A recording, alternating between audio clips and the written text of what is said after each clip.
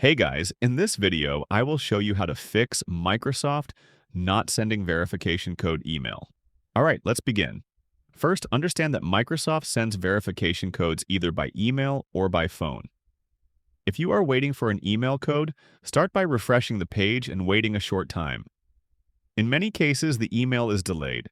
Next, check your spam or junk folder carefully. Sometimes the verification email is filtered there automatically.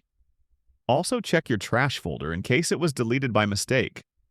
If it is not in your main inbox, it is usually found in spam. If you are using phone verification and not receiving the code, the issue is often related to overloaded Microsoft servers. This means the code has not been sent yet. In this situation, patience is important. Avoid clicking the resend code button repeatedly. Doing this can flag your account for suspicious activity and temporarily block your login. Instead, wait at least 5 to 10 minutes before requesting a new code. After waiting, try resending the verification code once. This reduces system errors and improves your chances of receiving the message successfully, so that's basically how you can fix Microsoft not sending verification code email. That's it for this video. Thanks.